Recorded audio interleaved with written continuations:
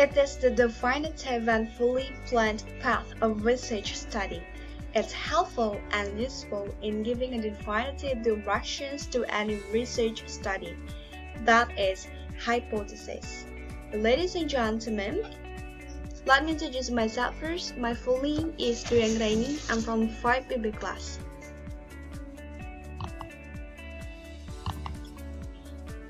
Here, I'm going to explain you about hypothesis development and testing.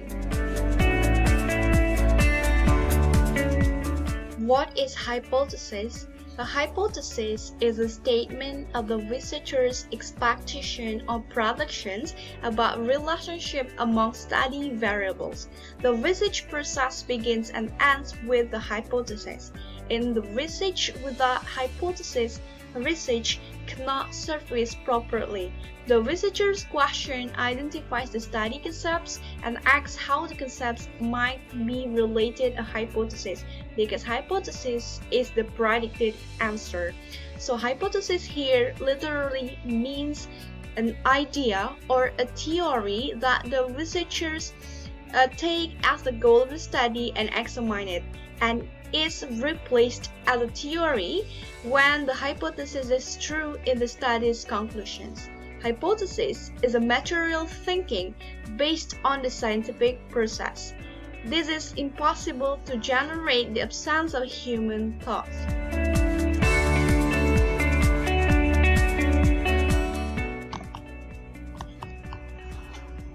Next, there are three basic aspects in the hypothesis.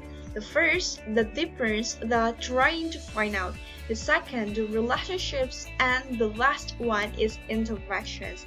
Those three aspects are really basic in the hypothesis, and it is really important to understand.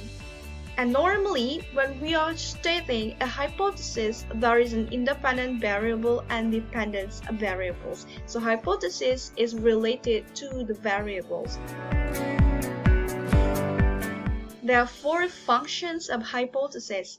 First function is as a problem assurance.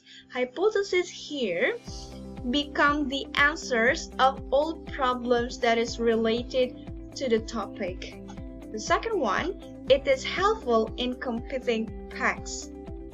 Hypothesis here has the functions as computing the facts. The third is light in science, and the last one is conclusion. Next, the characteristics of good hypothesis. Here, I provide you 6 characteristics that can make the hypothesis become a good hypothesis. First, the hypothesis should be simple, scientific, and stated in advance. So the hypothesis may not too long, so it will be not so boring for that. The second one must have explanatory power. The third must state the expected relationship between the variables. Fourth, must be testable. 5, should be consistent with the existing body of knowledge. And the last should be stated as simply and concisely as possible. Those characteristics are really important that can create the hypothesis become a good one. Next, we go on to types of hypothesis. There are some types of hypothesis, as you can see here.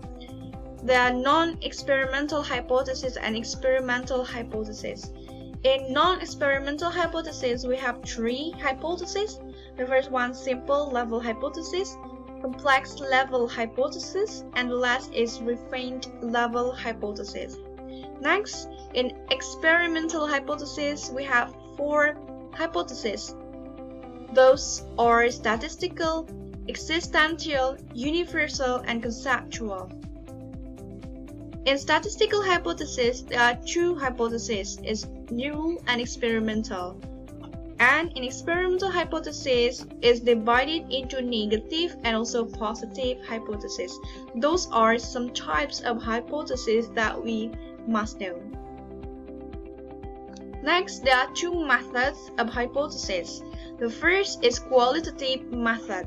The researcher uses questions, not objectives or hypotheses. He poses a central question which is being examined in the study in the most general form, the broadest question that can be asked in a study. Several sub-questions are raised related to the central question to narrow the focus of study, but leave the questioning at an open end. They are under continual review and restructuring along the course of research. Questions begin with the what, how, and they focus on a single concept. The questions use non-directional terminology. So here in qualitative method, we use some central question to narrow the focus of the study. The second one, quantitative method. In quantitative method, the researcher uses questions and hypotheses to compose and focus the purpose of study. Hypotheses or research questions used to compare, relate, and describe variables. The research follows from a task of theory, and the questions and the hypotheses or the research questions are included in the theory. Independent and dependent variables are measured separately. It is not a combination about either a research questions or a hypothesis. So there are really scientific differences between qualitative method and quantitative method. In quantitative method, we use to compare two variables. Next, some hits from the formulations of your hypothesis.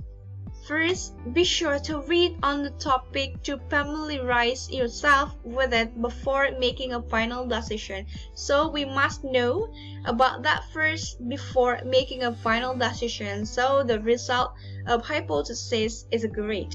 The second one, as note, a research hypothesis is more than just a topic. It has two elements of variables, its independent and dependent variable, and that are in relation to each other. So we have to compare between both of them, and it's really crucial to understand about two variables. The third one is avoid judgmental words in your hypothesis, and your hypothesis must involve an issue or question that cannot be answered exclusively by the discipline of law. So avoid judgmental words because it will not good in hypothesis.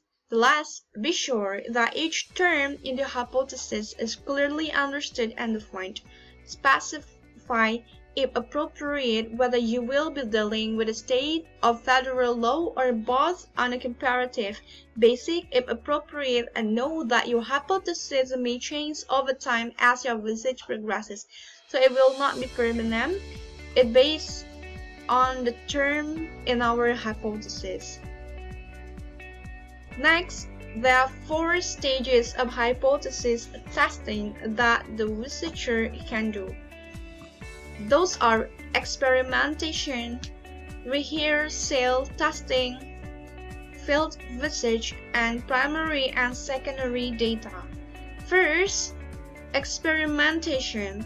Research study focuses a study which is manageable and approachable to it, and where it can test its hypothesis.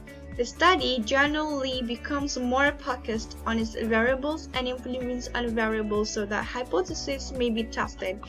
In this process, hypothesis can be disproved. So it's focused on the study and it should be manageable. The second one, rehearsal testing. The researcher should conduct a pre-testing or rehearsal before going for field work or data collection. So it should be the testing first before collecting the data. The third one is field research.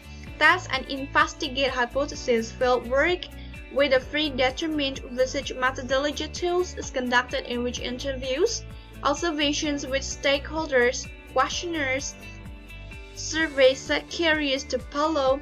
The documentation study may also happen at this stage. So in the field research, we do some ways to do that, such as we provide the observations, the interview, or even the questionnaires.